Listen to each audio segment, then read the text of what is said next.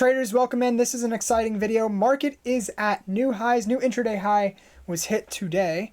And there are a lot of setups to review for this video. But in general, we have quite a few setups on the watch list. There are a lot of names running right now. So let's go over the list. If this is your first time, by the way, my name is Luke. I am a swing trader. I am buying stocks, actual companies, no crypto, no BS. We're buying actual companies. We're looking for high quality opportunities that offer us low risk, high reward. That's the name of the game. It's not as easy as I just said it. However, with everything and all the techniques that you put into learning swing trading, they are all designed to help you generate small losers and big winners. Everything is about numbers. Everything is about math. We approach everything with a formulaic manner. So anyway, guys, we're going to review four setups. They all look good. Let's get into it. So DATS is first up on the list, and this is a relatively low quality company. However, the actual setup is gold. Of course, you're not going to have a high quality company with an ADR of 40. So the stock's moving from top to bottom of a candle on average 40% a day. That's a massive mover. But when we look at this setup on the daily, and this looks phenomenal. As you can see, it made a huge gap to the upside. So it gapped from about $2 to a high of $9 in one day. And over the last several days, it's just consolidated. It's tightening up. So you're seeing higher lows and lower highs. So looks really good. It's tightening up. And what does that mean? That means there's accumulation because we have the volume dropping. It also tells us that with this tightness, we can have a relatively tight stop loss and huge upside. So whenever a stock's moving 40% plus on a daily basis, we can assume some really strong upside if this thing gets an increase in volume. So with a big boost in volume, big upside, we know we have that potential. So a stop loss, what would that look like for us? Tight risk. So if it breaks out, let's say we enter somewhere around, let's just call it 5.6. We enter somewhere like that, let's just say. Our stop loss could be as tight as about 5.25. So maybe we risk 25 to 30 cents of risk for or let's just say $3 to $10 of upside potentially. Best case scenario, that's how you multiply risk. When you're risking 25 cents and let's just say the stock moves up $1, right there we just 4x'd our risk. So that's how the game goes. This is a great example. Again, you just have to manage your risk well. With experience, you get a lot better at it, but you don't gain experience unless you're actually in it. So $1, this thing can move way more than $1. So on $1, you're 4xing your risk, but this thing can move significantly more. With that being said, this is a low quality company, could gap down 60% tomorrow. Who knows?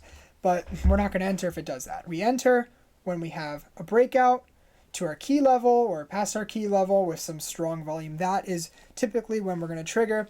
I'm looking at this setup on the daily, by the way. However, the entry is going to come on a smaller time frame, maybe like the hourly or maybe even on the 5-minute if we want more of a precise entry, right? And as you can see, we can have an even more in-depth view of the setup if we look at it on the hourly, right?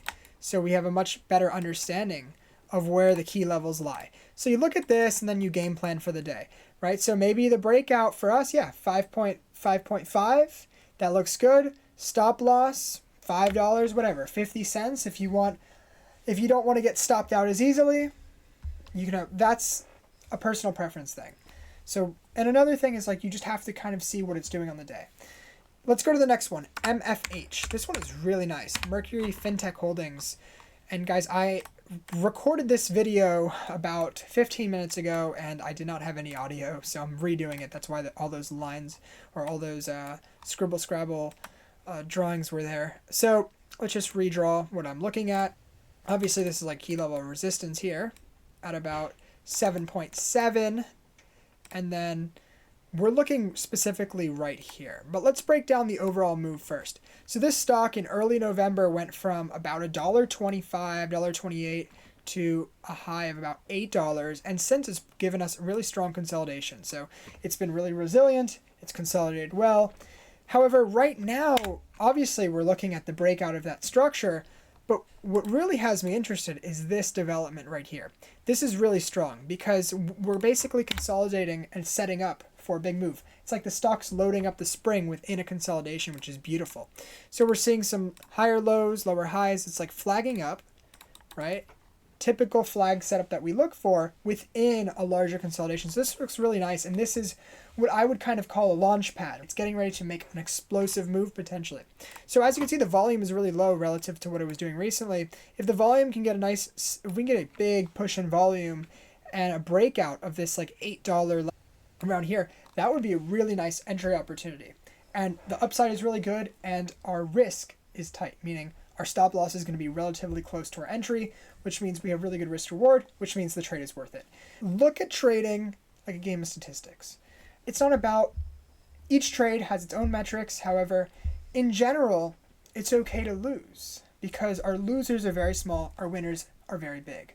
So when you think of it like that, even taking a small loss in some cases is kind of a win, because in that, even though you lost on that trade, you had the potential to make so much money, and it's okay that you cut it for a small loss, because when you do that over and over again, you become profitable. So probably sounded a little bit better in my head when I was framing it.